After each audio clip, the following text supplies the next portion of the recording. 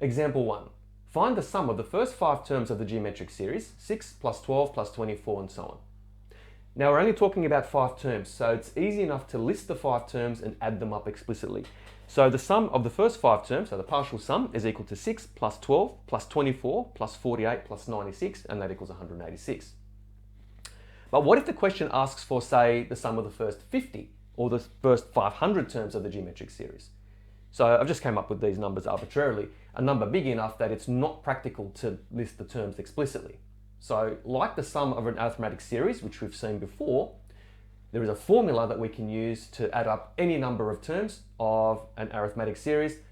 Can we derive a formula for Sn for a geometric series? So following sort of in a similar pattern to an AP, can we do the same for a GP? Come up with a formula that, regardless of how many terms we're adding up, can we just apply a formula and we are done? And of course we can. So let's derive the formula for the sum of the first n terms of a geometric series. So let Sn, so the sum of the first n terms, the partial sum of the first n terms of a geometric series, be A plus AR squared plus ... AR to the power of n minus 1. So first term, second term, third term, and so on, right up to the last term. And we're just going to add them up explicitly, but we're expressing the terms in general terms. So we don't know the value for A and R. All we know is that they're there, and it forms a geometric series. And let's call that equation number 1. Next, we're going to multiply both sides of equation number 1 by the common ratio R. Now that does not change the integrity of the equation. As long as what you do to one side, you do to the other, and R is not equal to 0 for that matter as well. It is a geometric progression or geometric series, so it follows the rules of a geometric series or progression. Now that gives us equation number 2. So R multiplied by Sn is equal to AR, so A times R is AR, so that's our first term now, plus AR squared plus AR cubed plus ... plus AR to the power of n. So AR to the power of n minus 1 multiplied by R gives us the last term here, AR to the power of n. We're going to call that equation number 2. Now, if we take equation number 1 and subtract from that equation number 2, we're going to get a lot of cancellation. So the AR squared from equation 1 will cancel with the AR squared from equation number 2, and so on. So what we end up with is Sn minus R times Sn is equal to A plus AR squared plus ... plus AR to the power of n minus 1 minus AR plus AR squared plus AR cubed plus ... plus AR to the power of n. So that's the right hand side of equation 1, and that's the right hand side of equation number 2. Now if you expand the brackets, of course you're going to get some cancellation. In this bracket here you have the first term A, but there's no A in the second bracket. So this A here is retained. In the second bracket here we have an AR to the power of n, but there's no AR to the power of n in the first bracket. So this term is retained, but all other terms will cancel. So if we factorize the left hand side here, so taking Sn out as a common factor, we have Sn outside of 1 minus R is equal to A minus AR to the power of n.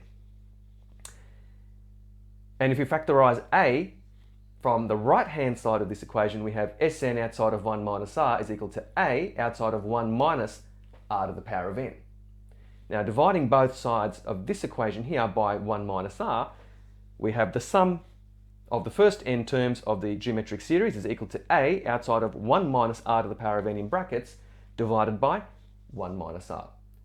And we can switch the 1 minus R around and the 1 minus R to the power of n around. So if you multiply top and bottom by -1, we also have an alternative formula, which is A outside of R to the power of n minus 1 in brackets over R minus 1, and of course R cannot equal 1.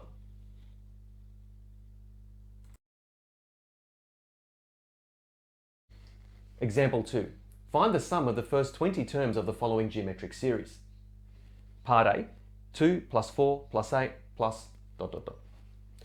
Now the first term is 2, common ratio is 2, and n equals 20.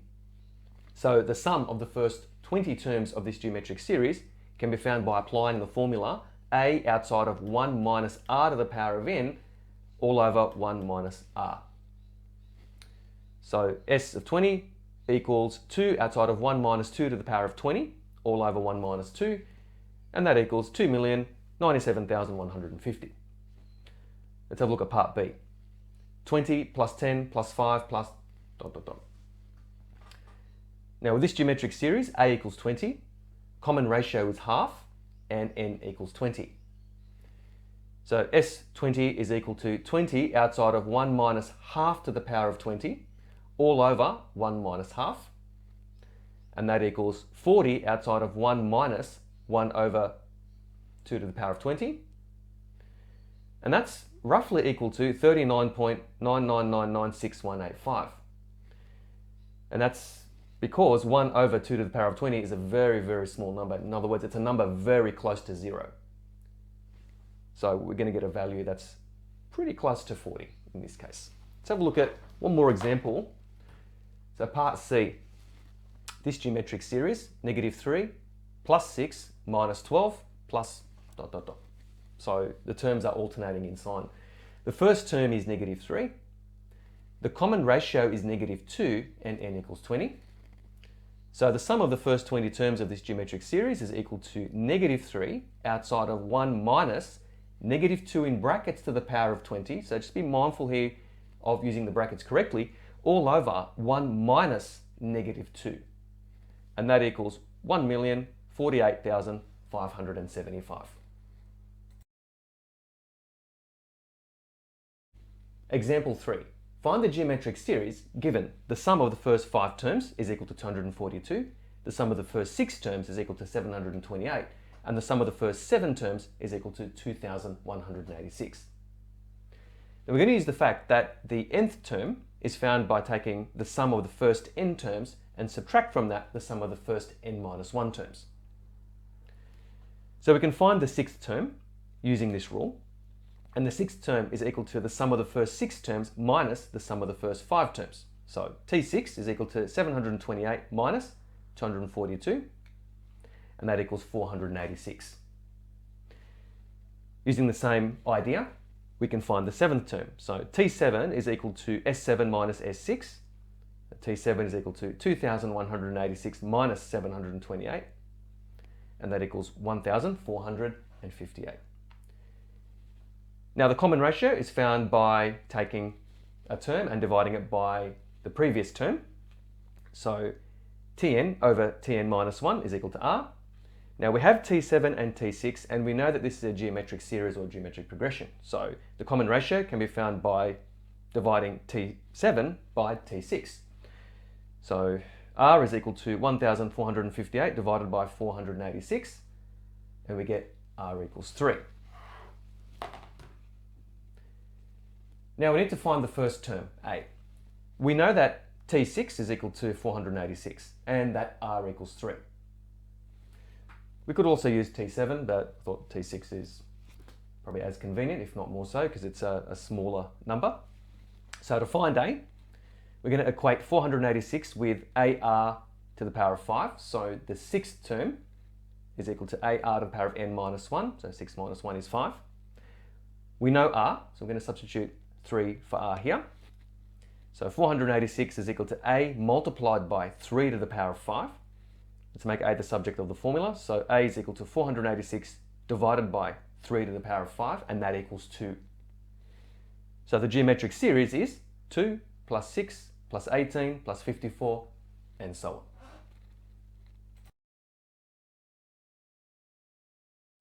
Example 4. Determine the minimum number of terms of the geometric progression 2 plus 8 plus 32 plus ...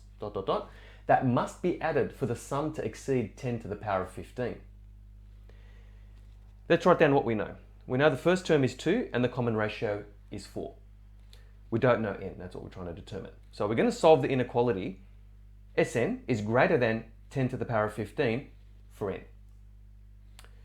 So the sum of the first n terms is given by the formula 2 outside of 1 minus 4 to the power of n over 1 minus 4. So that's A outside of 1 minus r to the power of n over 1 minus r.